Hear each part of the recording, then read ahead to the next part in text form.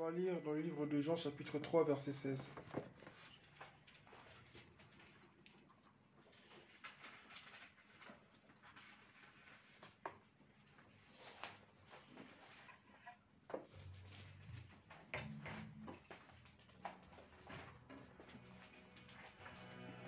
Amen.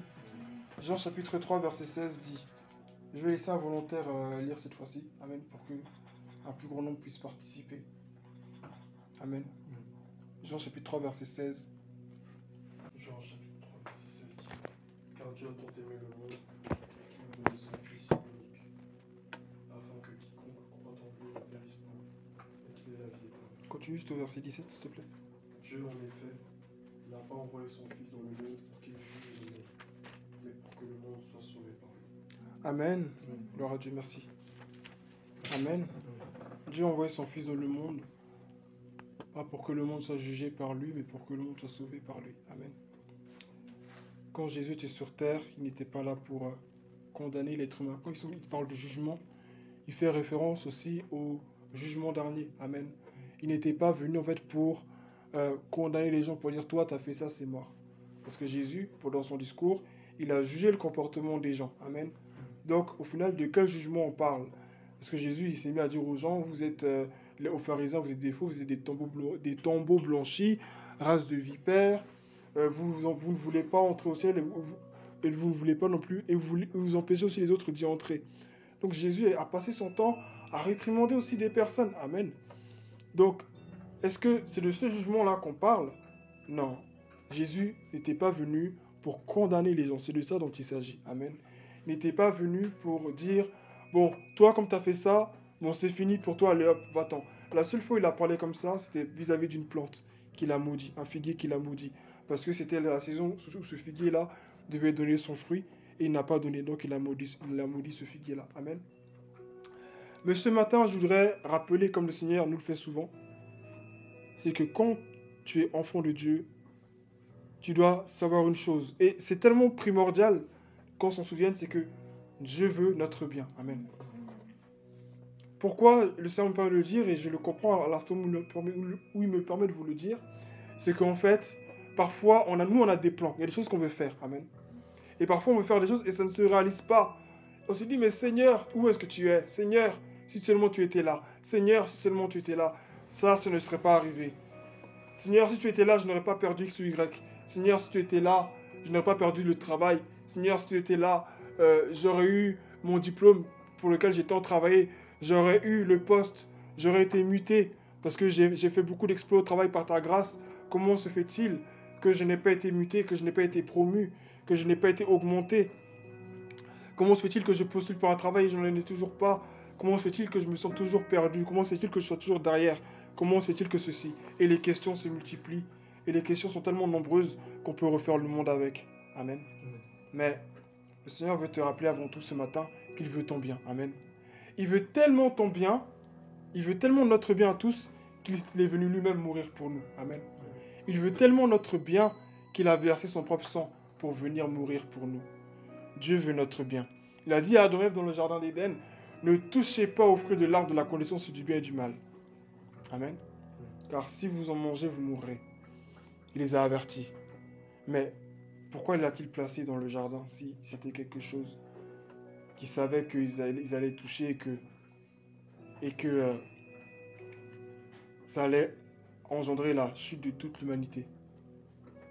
Comprenons que Dieu, aimant l'homme, ne l'a pas créé dans un univers où il serait obligé de lui obéir. Amen. Dieu a créé l'homme avec la capacité de choisir entre le bien et le mal. Le bien et le mal existent à partir de la loi. Amen. D'où vient le péché? À partir de la loi. S'il n'y a pas de loi, il n'y a pas de péché. Amen. Amen. Tant qu'on ne dit pas qu'il y a un feu vert, qu'il y a un feu rouge, alors n'importe qui peut circuler n'importe comment, n'importe qui peut traverser n'importe comment, et si une personne se fait renverser, ça ne sera pas grave, parce qu'il n'y avait pas de règle, amen, qui interdisait cela. Mais dès lors qu'il y a tous les panneaux qui existent, dès lors qu'il y a les feux rouges, toutes les signalisations qui existent, alors là, il y a un interdit. Et quiconque transgresse cet interdit-là, il aura des problèmes. Amen. Dieu nous interdit des fois certaines choses et nous ne comprenons pas. On se dit, mais Dieu, pourquoi tant de restrictions? Pourquoi tant Ah, donc je sens que j'ai le droit de rien faire. C'est pas que tu as le droit de rien faire, c'est pas ça. Mais Dieu nous veut notre bien. Amen. Dieu veut notre bien. Et si on se fie à son esprit, il nous conduira toujours à faire des choses qui sont bonnes pour nous. Alors, ce n'est pas le message d'aujourd'hui. Amen.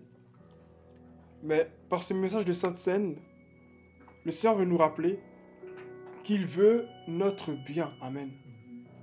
Il veut notre bien. Donc, la Bible dit, et voilà, il y a un verset qui le dit, tout concourt au bien de ceux qui aiment Dieu. Amen. Et de ceux qu'il a appelés selon son dessein. Amen. Donc, si Dieu nous a appelés, il nous a choisis, et que nous-mêmes nous l'aimons, sachant que tout ce qui nous arrive concourt à notre bien. Lorsque la femme de Job lui a dit, tu es resté intègre, fidèle à Dieu, etc., maudit Dieu et meurt. J'allais dire Paul. Job a dit,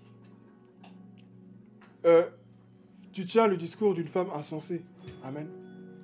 Que si nous recevons de Dieu le bien, ne pouvons-nous pas aussi recevoir le mal? Amen.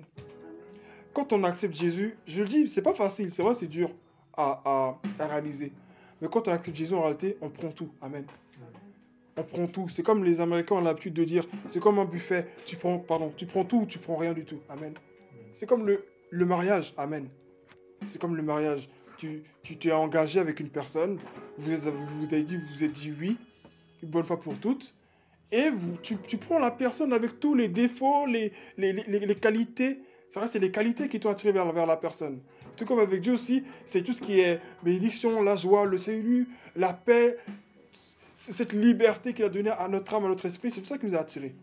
Mais en même temps aussi, toute cette petite joie aussi est accompagnée de souffrance, et parfois aussi précédée de souffrance. Avec Dieu, c'est quoi la vie chrétienne? C'est joie, paix, tout ce qui est bon, et puis il y a souffrance. Souffrance, et puis paix, et puis joie. Paix, et puis joie, et après souffrance encore. Souffrance encore, et puis paix, et puis joie. C'est comme ça avec Dieu. Amen. C'est bien, mal, bien, mal, bien, mal, bien, mal, bien, mal. Jusqu'à ce que la trompette sonne et qu'on soit enlevé pour le bien éternel. Et là, la souffrance est finie. Amen. Mais tant qu'on est sur cette terre, il y aura toujours des combats. Et plus tu grandis avec Dieu, plus tu vivras des combats à la hauteur de ta maturité spirituelle. Amen. Amen. Donc je crois chacun de nous à se rappeler que quoi que tu vives, quoi que tu traverses dans ta vie, même s'il y a un sujet pour lequel tu pries depuis longtemps, et puis il n'y a pas d'exaucement, je voudrais que tu te rappelles que tout ce que Dieu fait, c'est pour ton bien. Amen. On a l'habitude de dire Dieu qui ouvre les portes qui sont fermées, etc. etc. Dieu n'est pas obligé d'ouvrir les portes. Amen. Amen. Dieu n'est pas obligé d'ouvrir les portes. Dieu aussi ferme les portes aussi. Amen. Quand Dieu ouvre, personne ne peut fermer. Amen. Quand il ferme, personne ne peut ouvrir. On aime beaucoup la première partie là. Dieu ouvre, oui, personne ne peut fermer. Il dit oui, personne ne peut dire non. Mais on oublie aussi que Dieu peut dire non et personne ne peut dire oui. Et quand Dieu te dit non là, toi tu ne peux pas dire oui. Quand Dieu t'a fermé une porte, toi tu ne peux pas l'ouvrir. Amen. Amen. Donc, que son nom soit béni. Dieu fait tout pour notre bien. Tout pour notre bien. Donc soyons-en conscients. C'est important. Et il allait à la croix, c'est pour notre bien. Cette table ce matin, elle est dressée pour notre bien. C'est pas pour te rappeler tous tes péchés. Ce que tu as fait. Et si c'est pour te rappeler tes péchés, c'est pour te pousser à te repentir toujours. Amen. Amen. L'Esprit de Dieu, c'est pas un esprit qui condamne. Amen. C'est un esprit qui libère. Donc quand tu te rappelles ton péché, c'est pour te libérer. Amen. C'est pour te libérer. C'est pas pour te condamner. Amen. Donc ce matin, je vais t'inviter à te tenir debout et à prendre cette sainte scène que notre bien-aimé frère va nous partager. Amen. Avec foi. Amen. Même celui qui partage aussi doit avoir, amen, un esprit vraiment de foi. Amen. Tu dois dire, Seigneur, toi qui m'as au moins pour partager, pour faire circuler cette table, je veux recevoir la force de me détacher de tout ce qui n'est pas bon de toi. Je veux me saisir de ta grâce pour avancer avec toi. Amen.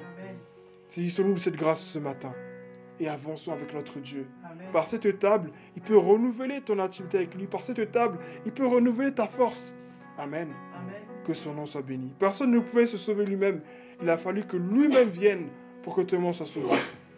Saisissons-nous de cette grâce. Amen.